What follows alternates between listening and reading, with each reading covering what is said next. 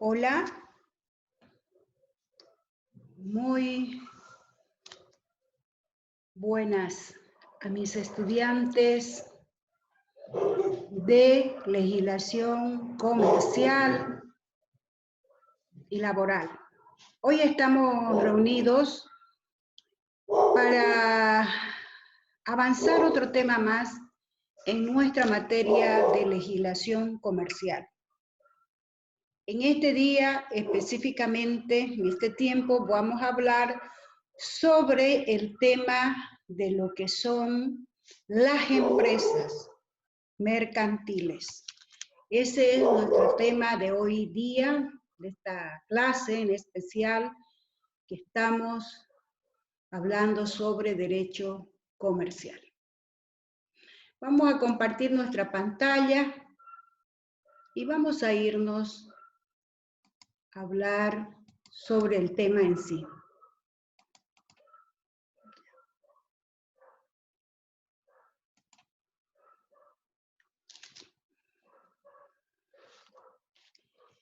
Vemos aquí qué se entiende por empresa mercantil. Esto está establecido en nuestro Código de Comercio sobre el tema de la empresa mercantil y sus elementos. Está establecido en nuestro título 1, capítulo 1.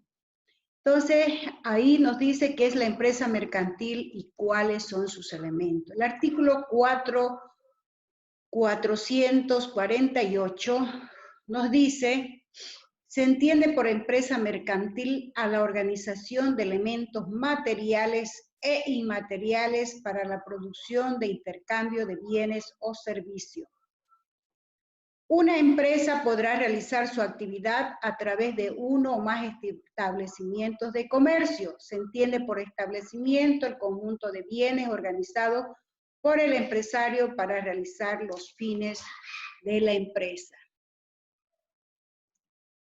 ¿Qué elementos tiene la empresa? En nuestro artículo siguiente al que hemos leído anteriormente, que era el 448, ahora tenemos el 449, nos dice cuáles son elementos de las empresas. Los elementos componentes de la empresa son los siguientes: los bienes inmuebles, instalaciones,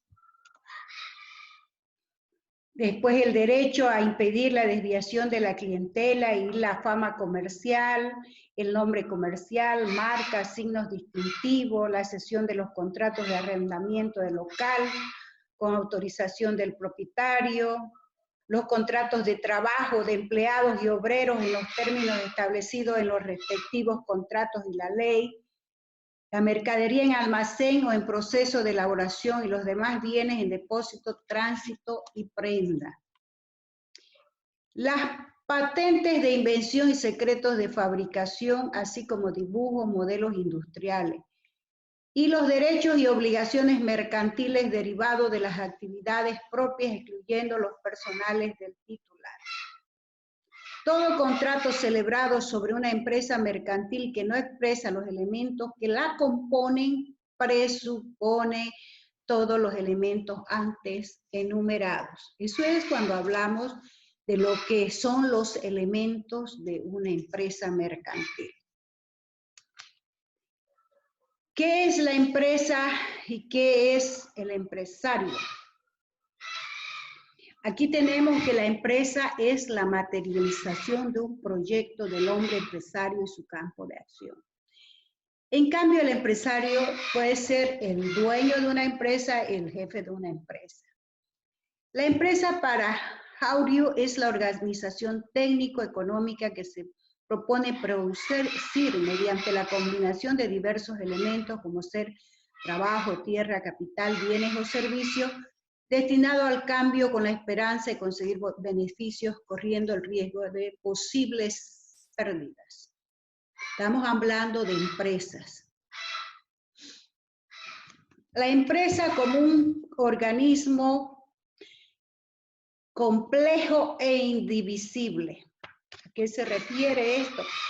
Que en caso de que existiera algún tipo de juicio legal, Una empresa debe mantener su integridad, es decir, su totalidad. A eso se refiere el artículo 450 de nuestro Código de Comercio. Dice, en caso de enajenación de la empresa por cualquier título, se preferirá la que se realice en bloque o unidad económica. De no ser posible, se efectuará en forma separada en sus distintos elementos. La calificación será hecha por el respectivo órgano administrativo de control. En la misma forma se procederá en caso de liquidación voluntaria o forzosa de la empresa. Aquí volvemos a hablar sobre el mismo tema, que la empresa como una unidad económica que cumple un fin social no puede ser disgregada por acciones judiciales promovidas por acreedores del titular. Tal virtud no se puede realizar embargo de los elementos esenciales que forman la empresa mercantil. Es decir, no se puede por una parte sacar una máquina que es muy importante a la empresa, por más que esté en juicio, ¿no? Entonces, si procede un embargo, tiene que ser toda la empresa. Aquí tenemos algunos aspectos que nos están mencionando de acuerdo a nuestro código, que en caso de enajenación, o sea, venta, se preferiría que se realice en bloque o unidad económica. En caso de liquidación voluntaria, se procede de la misma forma. Todo esto está establecido en nuestro artículo 450 del Código de Comercio. También en caso de cambio en el sujeto activo de derecho, el subrogado se subroga todas las obligaciones que se hubieran adquirido. Aquí tenemos algunos conceptos de lo que es el empresario, el obrero, el empleado y el artesano. El empresario es, podemos decir, el jefe o el dueño de una empresa. El obrero es aquel que tiene una relación laboral de dependencia, ¿ya? Que trabaja en una empresa. Este obrero o empleado es el que realiza un oficio, una orden que se le da y a cambio percibe un salario. Luego vamos a ver la clasificación de las empresas de acuerdo a lo que nuestra normativa nos habla sobre lo que es las clasificaciones de empresa, ¿no? Más que todo es el origen de su capital, esta clasificación que estamos viendo según el origen de su capital. Tenemos la empresa privada, es aquella que está en el poder de los particulares, en lo cual los propietarios soportan riesgo de las pérdidas, pero tienen derecho también a las ganancias. Empresas de economía mixta, en la cual intervienen capitales tanto del Estado como particulares. Y las empresas estatales son aquellas dependientes del Estado que buscan más que un fin de lucro, un fin social, o sea que vienen a cumplir un fin eficaz, ¿no? Esta es una clasificación de las empresas en base al origen del capital, pero pueden haber también empresas que son, por ejemplo, comerciales, empresas constructoras, o empresas industriales, ¿no?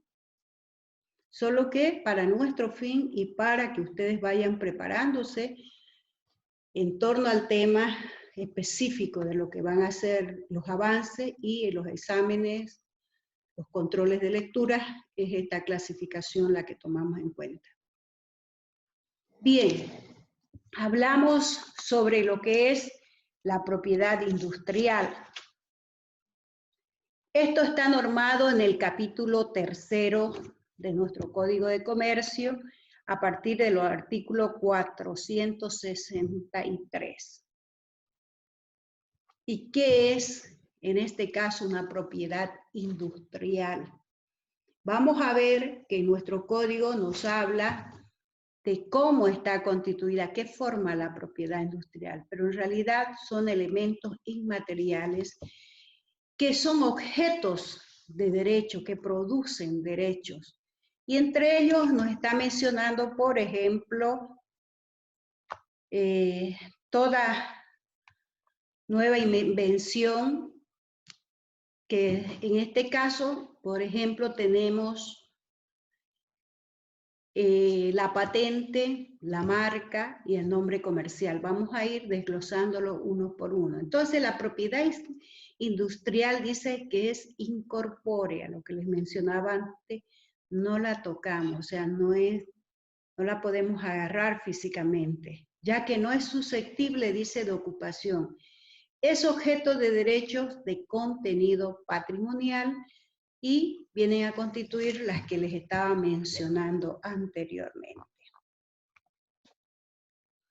Por ejemplo, toda nueva invención, si es susceptible de aplicación industrial, incluyendo las de perfeccionamiento, confirmación, precaución o de introducción, los modelos, dibujos industriales, los modelos de novedad y los de utilidad, las marcas o signos distintivos de fábrica en general, incluyendo las de comercio, las agrícolas y de servicio, los nombres, enseñas, avisos, rótulos, estilos comerciales, así como las denominaciones de origen. Cualquier otra forma de propiedad industrial reconocida por ley. Artículos 839, 463 a 469, Código de Comercio. Estamos hablando aquí entonces de estos elementos que vienen a constituir, sí, lo que vendría a ser la propiedad industrial. Por ejemplo, los autores de libros no están comprendidos dentro de lo que es este capítulo del Código de Comercio. Ellos tienen otra ley específica que establece el derecho de autor. Por ejemplo, aquí vemos que es una patente de invención. Esto es parte de lo que es la propiedad industrial. Dice, es el título que otorga el Estado a un titular para ejercer el derecho exclusivo de explotación de una invención, a cambio de la divulgación de la misma. El titular de la patente tiene el derecho exclusivo de explotación comercial de su invento por un periodo de tiempo y un territorio determinado. Para el caso del Ecuador, la duración de una patente de invención es de 20 años, ¿no? Entonces aquí tenemos un modelo, por ejemplo, de lo que es una patente de invención. Es sobre algún producto, también está legislado en nuestra legislación, ¿no? Cuando, por ejemplo, yo puedo producir un determinado champú, entonces al haberlo descubierto para ponerlo en circulación, requiero una patente que me otorga el Estado de Bolivia. Bien.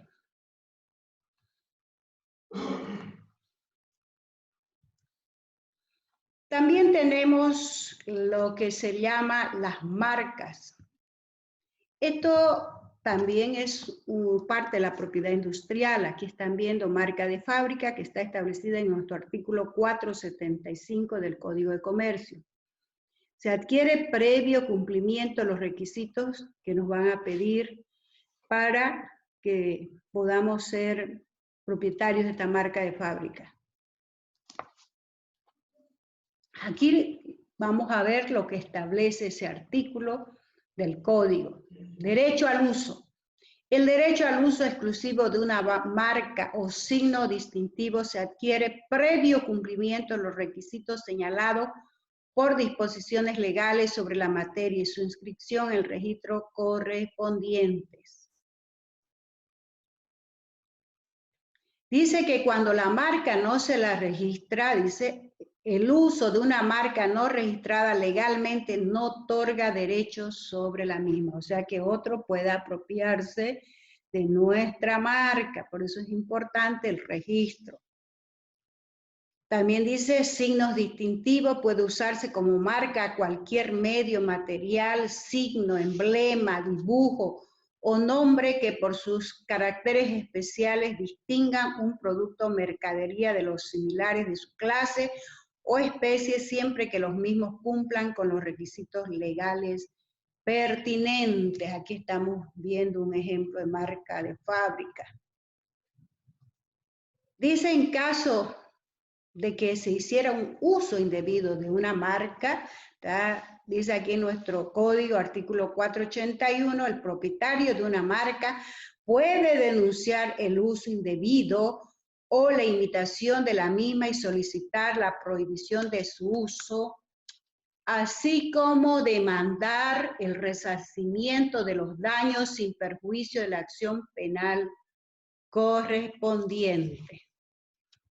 Acá, por ejemplo, tenemos el nombre comercial, de acuerdo al artículo 470 del Código de Comercio, nos dice que adquiere el derecho al uso del nombre comercial la persona que primero lo inscriba en los registros correspondientes.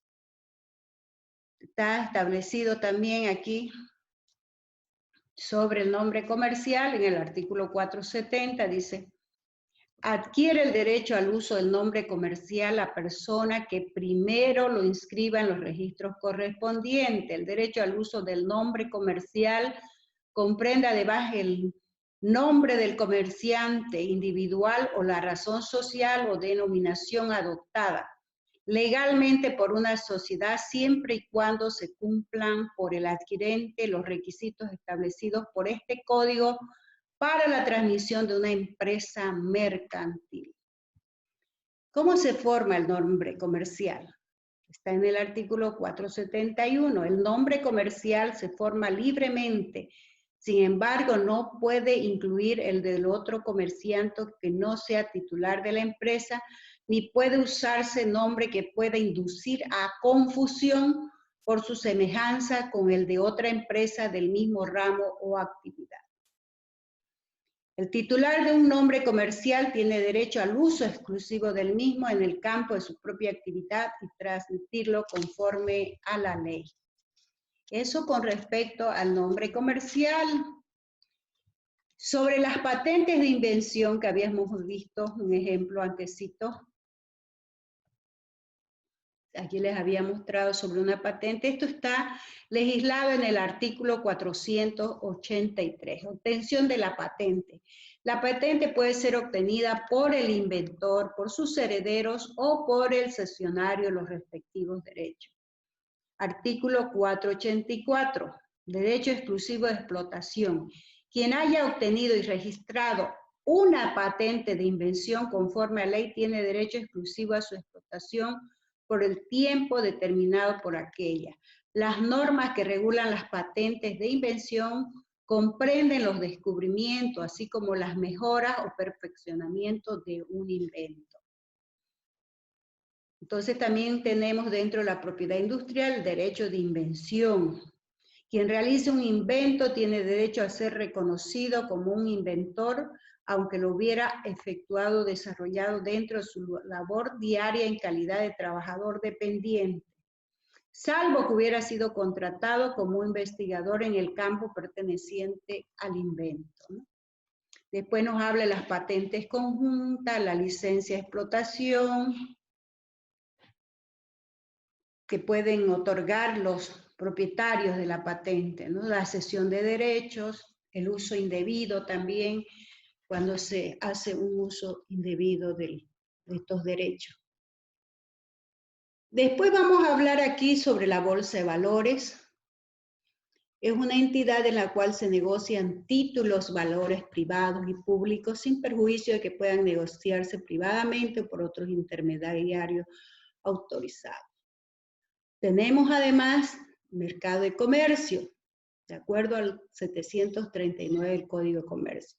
Mercado de valores se ofrecen y se dan en ventas títulos, valores, ya sean privados, tales como bonos, obligaciones de sociedades anónimas y de economía mixta, así como títulos emitidos por el Estado, entidades y empresas del Estado. En el mercado de capitales hay un mercado formal y un mercado informal. El mercado formal es el que sigue todos los pasos, todos los requisitos que la ley le exige. Y un mercado informal es donde no se siguen los pasos. Pero aquí estamos viendo un ejemplo del mercado común de venta de productos. Pero aquí también es donde sí podemos ver lo que es el mercado o la bolsa de valores, ¿no?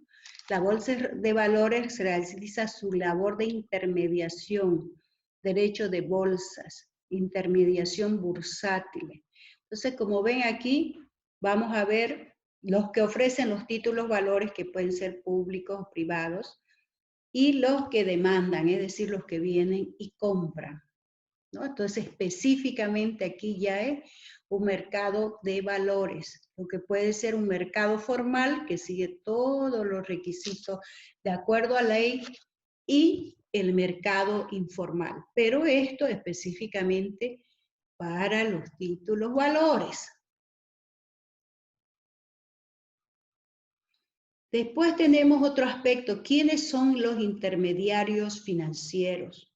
Son organizaciones que prestan un servicio como bancos e instituciones financieras que actúan como intermediarios entre los que tienen dinero para prestar y los que desean obtener dinero en préstamos.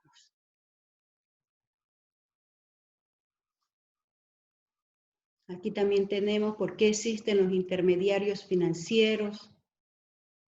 Giro es a base de intermediación de valores y dinero, lo que se traduce en la disminución de números, transacciones necesarias para juntar oferentes y demandantes de créditos. Mercados primarios, cuando por primera vez una empresa emite valores en el mercado de capitales. Los mercados secundarios, los títulos que se ocuparon anteriormente para su negociación, donde acuden los inversionistas para comprar y revender las diferentes acciones que se emitieron en el mercado. Aquí hay algunos aspectos legales sobre el mercado de valores en Bolivia. Hay un decreto ley 16995 de 2 de agosto del 79, se aprueba la ley orgánica de la Comisión Nacional de Valores. Nos dice aquí cómo está conformada la Comisión Nacional de Valores, ustedes pueden ver. Está formada por un presidente y 4 directores. Sus atribuciones son dictar normas de carácter general relativas a la empresa.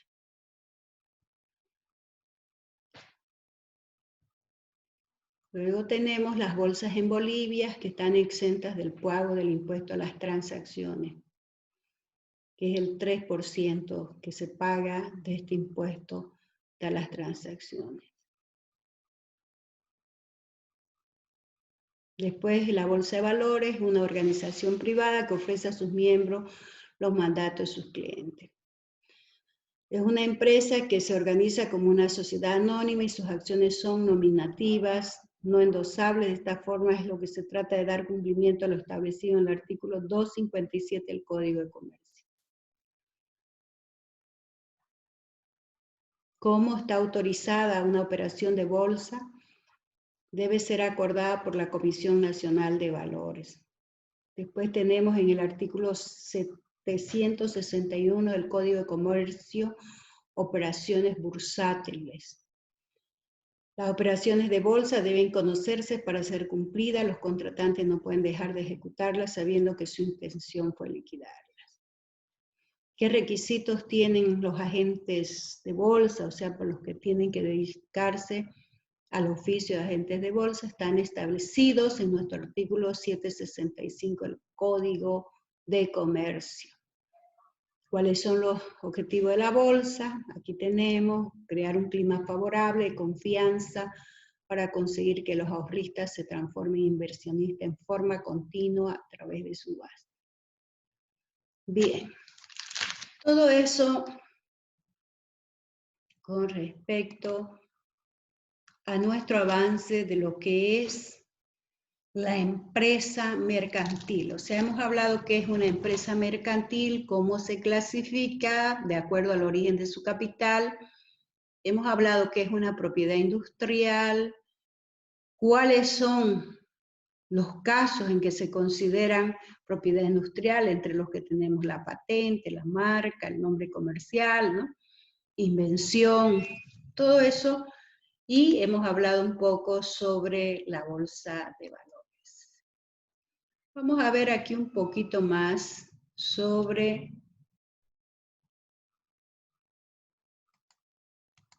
el tema que estamos viendo, ¿ya?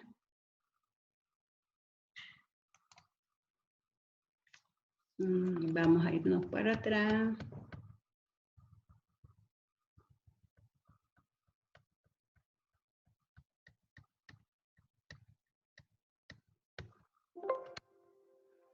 Hemos visto ya el tema de la empresa mercantil, su concepto, la doctrina. Aquí, por ejemplo, hay un bonito concepto que nos da Morales Guillén, que la empresa es un concepto económico. Se considera una organización destinada a producir bienes y servicios con independencia financiera de todo otro organismo o empresa. Hemos visto ya la empresa y establecimiento, empresa empresario, esto también lo hemos visto.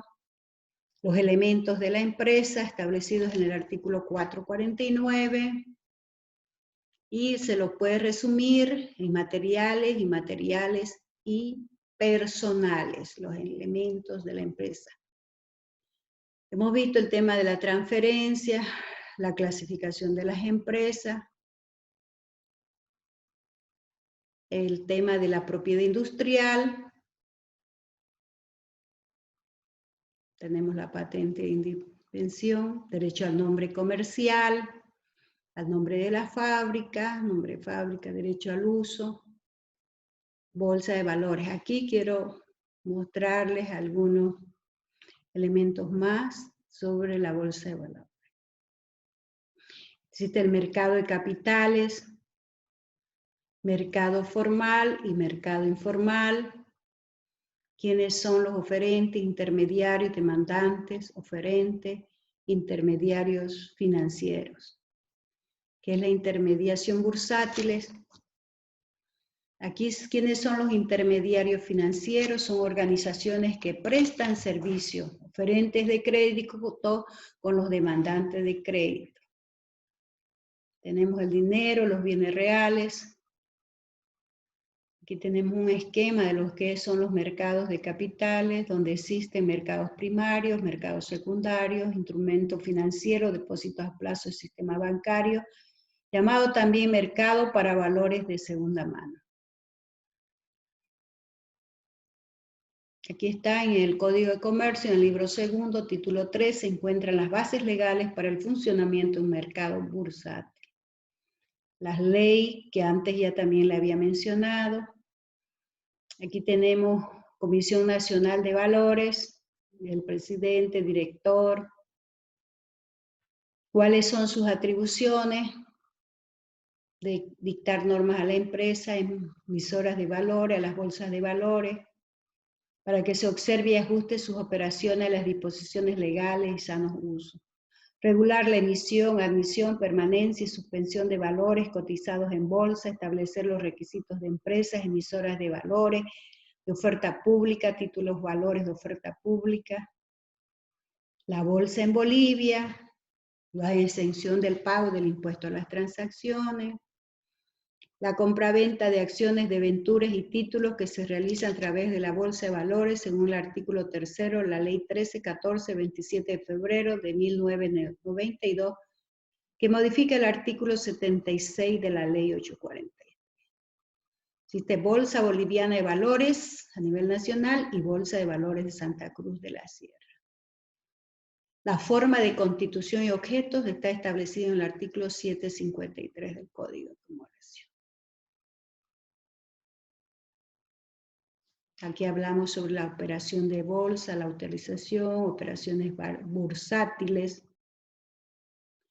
¿Cuáles son los requisitos para los agentes de bolsa? Está en el artículo 765 del Código de Comercio. ¿Cuáles son los objetivos de la bolsa? También aquí ya lo hemos visto. El objetivo principal de la bolsa es democratizar la propiedad.